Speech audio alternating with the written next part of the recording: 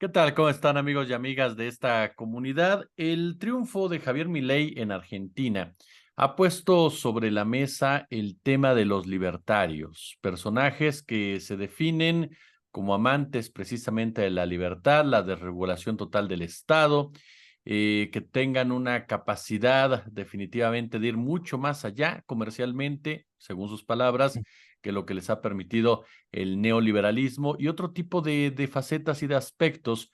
En México, uno de los personajes que más ha acuñado esta narrativa es el empresario Ricardo Salinas Pliego.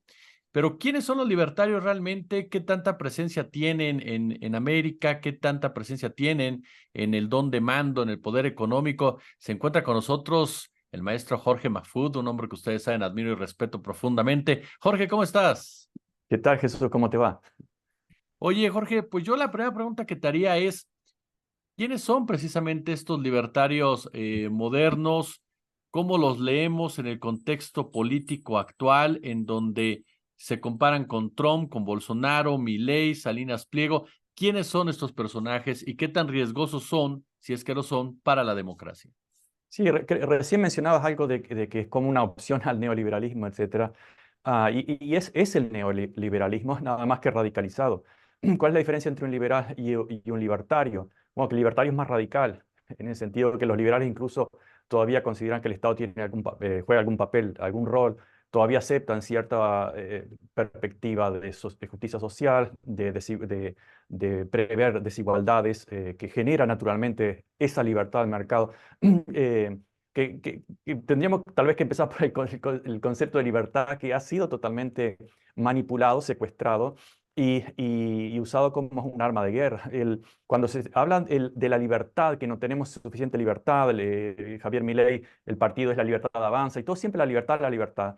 Creo que está muy bien representado con la bandera del Gatzen, de la bandera amarilla de las 13 colonias y de la serpiente, etcétera, que es una bandera de la libertad. ¿Pero cuál libertad? Es la bandera de la libertad de los esclavistas. Esa es la bandera de no pasen sobre mí. ¿Sobre mí quién? Sobre los amos que querían mayor independencia política, más o menos como en América Latina, pero de una forma más radical. Y esa era la libertad, luchaban por la libertad de esa microclase dominante, y en un sistema totalmente esclavista, eran proesclavistas, nunca dejaron de ser esclavistas. Estoy hablando desde Benjamin Franklin al gran Thomas Jefferson y muchos otros, eran esclavistas, nunca liberaron a sus esclavos, y en la práctica siempre se refirieron a la libertad como algo universal, pero en la práctica siempre fue algo muy específico.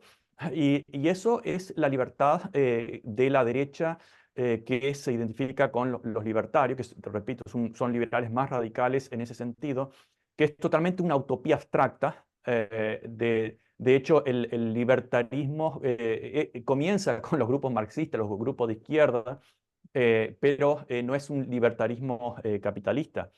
Ah, el, el, el siglo XIX, el siglo XX ya son de izquierda, y luego se transforman en esa derecha. Ahora, si vemos incluso desde el punto de vista histórico concreto, todos los que llamamos libertarios, desde Argentina hasta el Caribe, México, Estados Unidos, todos son al mismo tiempo autoritarios, o apoyaron dictaduras, o respaldan o justifican dictaduras.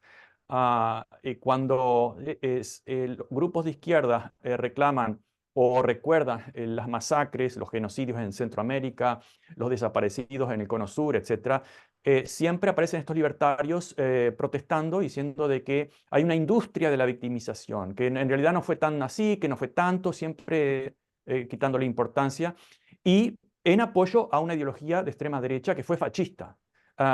Y no es casualidad que uno de los teóricos marxistas que en el año 72 publica Neofascismo e Ideología del Deseo, Michel Klaus Carr, lo ubica, lo pone en esos términos. Esa insatisfacción por la necesidad de tener, de prosperar, porque esa es la bandera, el color amarillo, como dice Milei, de la prosperidad, etcétera, que es permanentemente insatisfecha en la realidad. Como decía Klaus Carr, todo está permitido, pero nada es posible. Y eso conduce, ese liberalismo y libertarianismo conduce inevitablemente al fascismo, aunque en la teoría son contradictorios. El liberalismo es lo opuesto al fascismo, es decir, lo opuesto al Estado dominante, etcétera. Pero vaya casualidad que en la historia siempre han coincidido, especialmente en los últimos años. Y estamos, por ejemplo, en México no hay un gran partido libertario todavía, pero es una moda que va a llegar y hay libertarios, pero son pocos. Es una moda que va a llegar y no sé si en algunos años le dará el tiempo para tener otro presidente libertario como Milei. ¿Y cuáles son las prácticas económicas? La misma que de Fujimori, la misma que en Argentina Carlos Saúl Menem. ¿Cuál es?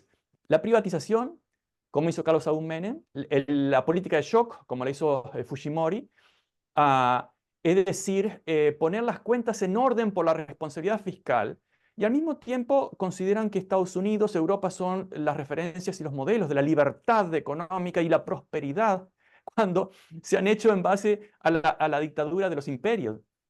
Tanto Europa especialmente y después Estados Unidos se desarrollaron, obtuvieron esa prosperidad en base al saqueo del resto del mundo, cosa que Argentina, ni México, ni otros países en la cual se quiere instaurar ese libertarismo, ese liberalismo radical que es neoliberalismo, nada más que con otro nombre, con las mismas recetas de los años 90, exactamente las mismas recetas. Lo ha anunciado Milei recientemente, incluso va a privatizar, eh, bueno, eso no es novedad porque lo prometió, pero ya está hablando de las compañías satelitales, las compañías de comunicación, y vaya casualidad que siempre fue apoyado por Carlos Slim ahí en México, que, que además es muy probablemente uno de los compradores de algunas de esas empresas públicas argentinas, por ejemplo, la empresa de satélites, por 950 millones, menos de 1.000 millones, que para Carlos Slim, recordemos, que si tiene 88.000 millones es caja chica. Em, Su grupo, Cárcel, Cárcel, ¿verdad? Carso. Tiene Corso, Corse. Yo lo identifico con Corso porque son grupos corsarios. Está muy bien. Tienen patente, no, tienen patente, De corso, patente, sí. patente de corso, claro, es decir, piratas legales, Ujú. legalizados. Y recordemos, los piratas eran muy demócratas en su funcionamiento, Sí. pero eran piratas. Y en el caso del corso, era legalizado, que eso es como funciona la economía hoy en día. Son corsarios, son lobbies con mucho poder. En el caso de México, este corso tiene algo así como 5.000 millones más o menos, caja chica para Slim, pero bueno, y va a ser probablemente que compre parte de la compañía satelital o toda la compañía satelital que vendería Milei. ¿Cuál es lo nuevo? Es el mismo neoliberalismo que se puso en práctica en los 90, que terminó en fracaso a finales de los 90. Ahí en México tuvieron el tequila o el efecto tequila que luego se desparramó en otras partes. Más tarde vino lo de Argentina, el Perú no fue ningún éxito, la economía se mantuvo, el crecimiento estuvo en el mínimo cuando Fujimori se va, pero además de una forma muy dictatorial, implementó toda esa privatización. ¿Cuál es lo nuevo? No hay nada nuevo. Nada más que el nombre es diferente y las frustraciones son renovadas, que es lo que les ha dado el triunfo en Argentina y probablemente ganen alguna otra elección, pero no sé si eso va a durar una década o dos. No creo que no. Oye, Jorge, hablamos entonces de una enorme hipocresía, porque escuchar, por ejemplo, a Milei o escuchar a Carlos Slim o escuchar a Salinas o escuchar a Gloria Álvarez o escuchar a Trump o al propio Bolsonaro, asumirse como parte de la solución cuando ellos son los que han generado toda esta problemática porque migraron de conceptos neoliberales a ahora este concepto libertario, porque basta recordar en el caso concreto de México que Salinas Pliego y Slim, pues son dos hijos del neoliberalismo realmente, que se profundizó con los gobiernos de Carlos Salinas de Gortari a la fecha. Sí, absolutamente. Están maquillados, pero incluso hasta son los mismos nombres. El Macri es prácticamente el hombre detrás de cortinas del nuevo gobierno en Argentina. Son los mismos nombres. Y la gente, bueno, se reilusiona con con algo nuevo, algo violento, algo visceral, que es lo que les están ofreciendo. Pero repito, es la libertad de unos pocos. El problema de la libertad de los libertarios, que es una libertad irrestricta, es que en sí misma, es decir, la libertad y la prosperidad de una sociedad basada en la libertad de mercado. Primero, que la libertad de mercado no existe. Existía antes del capitalismo. El capitalismo va contra la libertad de mercado. Porque su lógica interna es la acumulación y la eliminación de la competencia. Desde un punto de vista interno de los países, las corporaciones crecen y eliminan la competencia, crean monopolios y a veces el Estado los limita un poco, pero todavía tienen, repito, el Grupo Clarín en Argentina tiene un poder de 200, de más de una base de capital de 2.000 millones de dólares. Se critica, por ejemplo, a la televisión pública, radio y televisión pública argentina, que recibe, creo que es unos 60 millones por año, por ser parte del Estado, succionando la riqueza del Estado, etc. Simplemente es el mismo conflicto que surgió luego que el feudalismo cae, y los reyes o las coronas, la monarquía se fortalecen. Y es el mismo, yo esto lo analicé en uno de los últimos libros que publiqué este año, Moscas en la telaraña. Esa dialéctica en la cual los señores feudales que comenzaron a perder terreno y poder por el fortalecimiento de las monarquías, se transforman en los liberales. Es decir, se asocian en alguna forma a los nuevos gobiernos que supuestamente deberían defender la burguesía, la clase media, industrial, comercial, etc.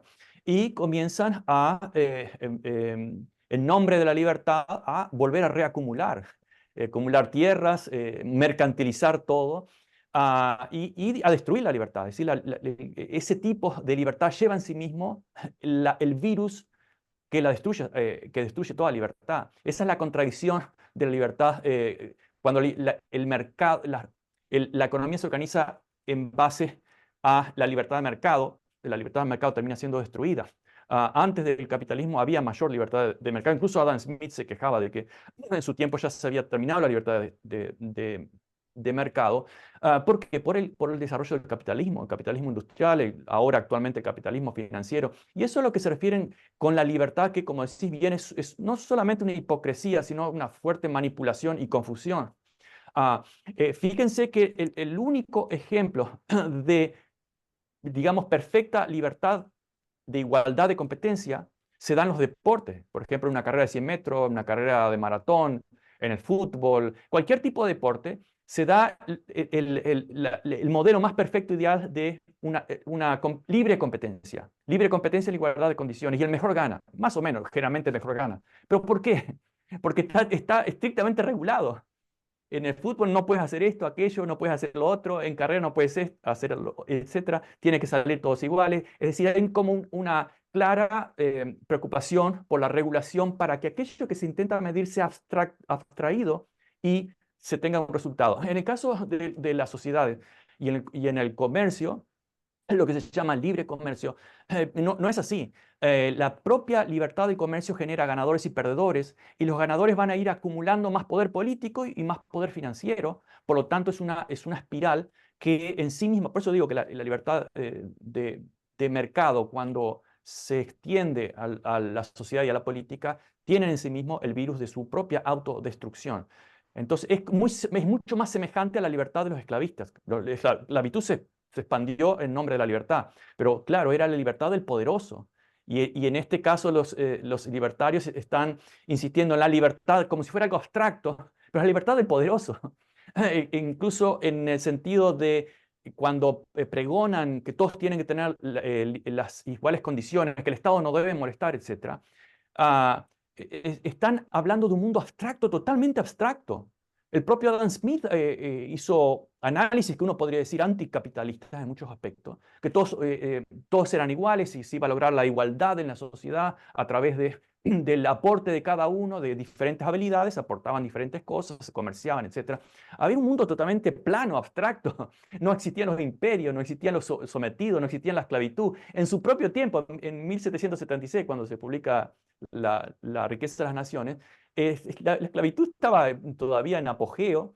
Los imperios europeos estaban aún fortaleciéndose, en pocos más décadas iban a destruir terminar de destruir, mejor dicho, a India y China, pues ya habían comenzado con la privatización de la gran empresa, la West Indian Company, la India Company, una holandesa y la otra británica, que destrozaron India, una de las mayores potencias del mundo en esa época, destrozaron la incipiente revolución industrial en Bangladesh, etc. Esa es la libertad de anglosajona, es decir, nuestra libertad. Y los demás que se jodan, por eso somos prósperos, porque ejercemos la libertad y la democracia, pero destruyeron medio mundo, esclavizaron medio mundo, succionaron la riqueza de medio mundo, claro, y si México y Argentina hacen lo mismo, sin duda que van a ser mucho más prósperos y además nos van a dictar cátedra de cómo es la libertad y la prosperidad y la democracia. Eso es yo no diría que tanto que hipocresía cuando no se sabe, es hipocresía cuando se sabe.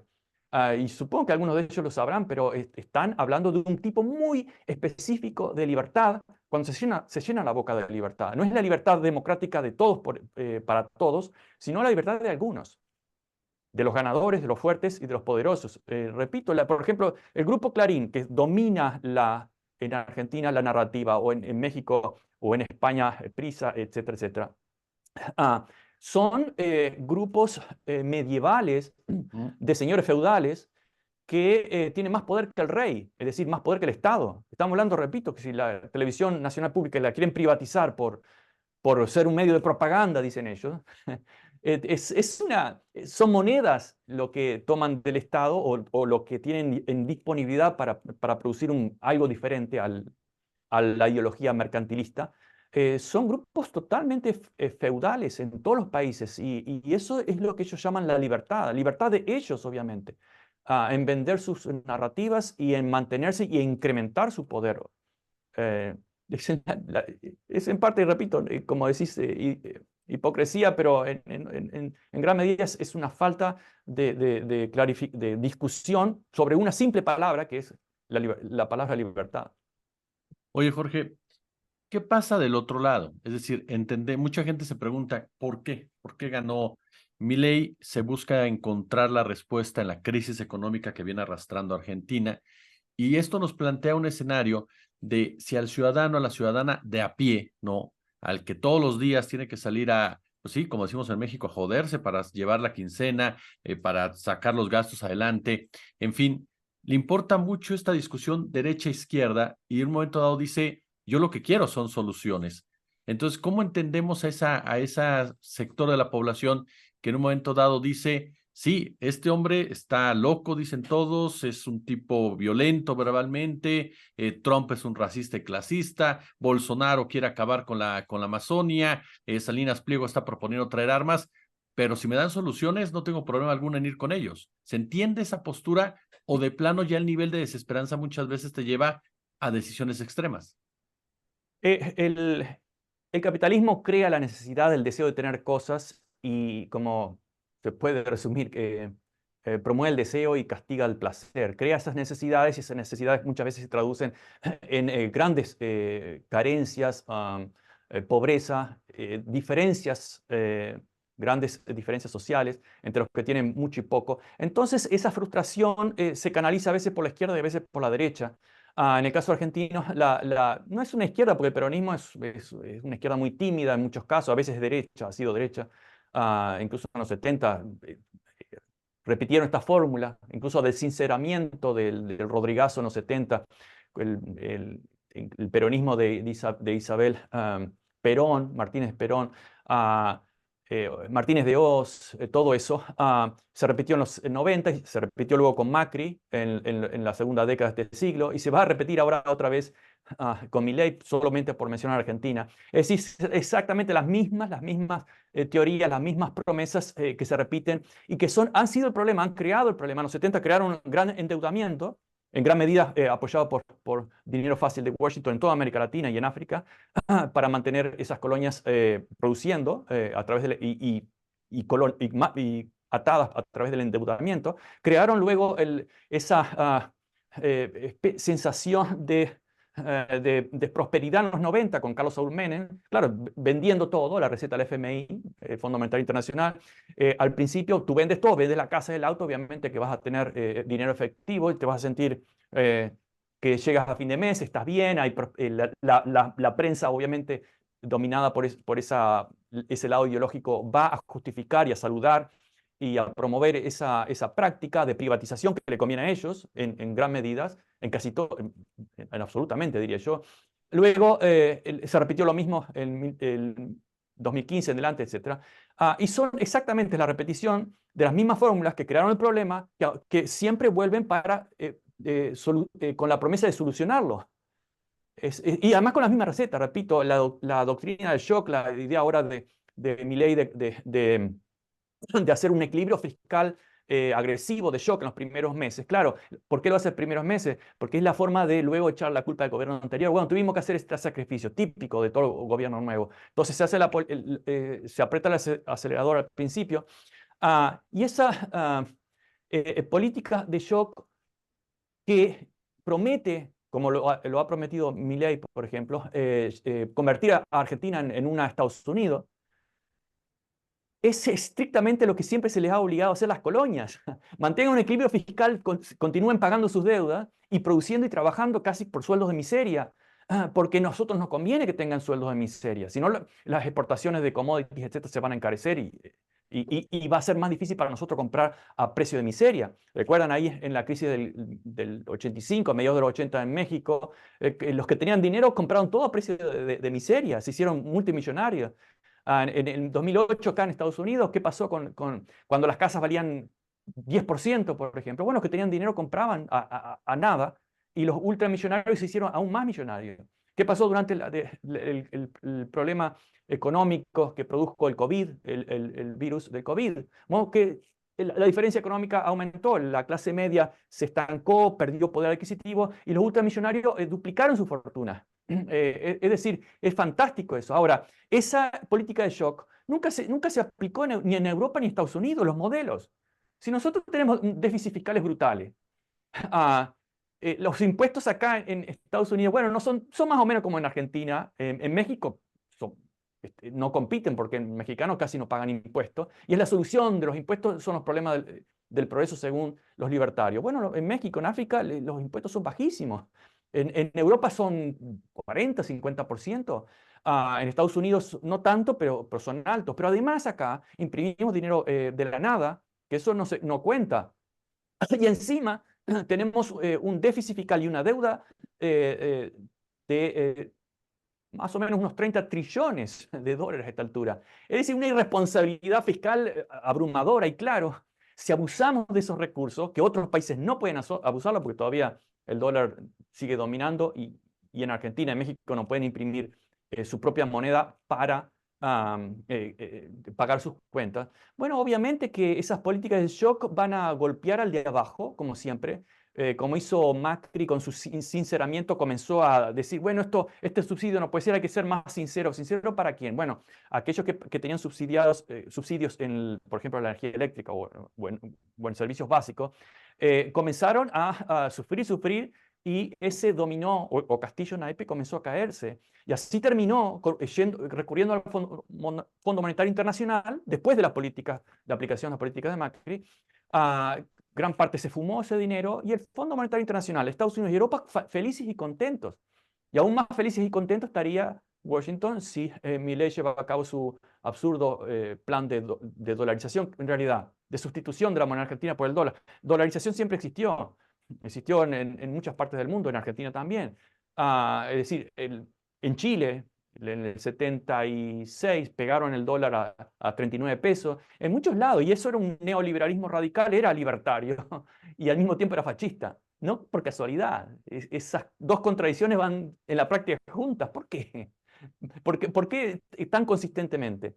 Entonces, no se puede esperar mucho en el caso de un gobierno de este tipo. Ya conocemos varias veces, no una experiencia, sino varias experiencias que indican el mismo patrón. Al principio, un shock, después un alivio. Si le sale bien, supongamos que le sale bien, hay cierto alivio, se empiezan a vender empresas, y entra dinero, la gente comienza a perder la capacidad de monitoreo o de supervisión de las empresas del Estado, porque las empresas privadas son dictaduras. Toda empresa privada es una pequeña dictadura que juntas forman la gran dictadura económica. Y bueno, y luego tenemos políticas de izquierda, como culturas de izquierda o una sociedad de izquierda en sentido de igualdad de género, etcétera. Pero la economía sigue siendo de derecha, radicalmente, y cada vez más de derecha, cada vez se radicaliza más, y eso produce grandes insatisfacciones. Por un lado, el discurso de la igualdad, somos iguales sexualmente, racialmente, etcétera. Y por otro lado, vemos que la brecha entre el 1% y el resto continúa y continúa creciendo, no solamente en los países ricos y pobres, sino a nivel global. Entonces, ¿qué podemos esperar sino la misma repetición de la vieja historia? Es decir, un boom y luego 2, 3, 4 años una caída. Supongamos que tiene suerte, como tuvo Menem, que pudo ser reelecto. Supongamos que tuviera Milei esa suerte, no, sospecho que no, pero el futuro nadie lo conoce, ni siquiera él lo conoce, porque lo que ha dicho en el pasado se ha contradicho fácilmente. Entonces es imposible prever sus políticas. Pero si es consistente con su ideología central, bueno, no hay una sola idea nueva, es todas copias de ideas antiguas fracasadas que se le atribuyen al éxito en el mundo desarrollado, que jamás las aplicó, nunca. Se fue vendido a las colonias y las colonias alegremente las aplicaron y fracasaron, obviamente. Reforzaron su condición de colonia al servicio de la metrópolis, al servicio económico sobre todo. Jorge Mahfoud, siempre es un placer escucharte y platicar contigo en nuestra comunidad. Bueno, Jesús, siempre un placer conversar con ustedes. Siempre queda mucho más para hablar. Uno intenta condensar, pero no es fácil.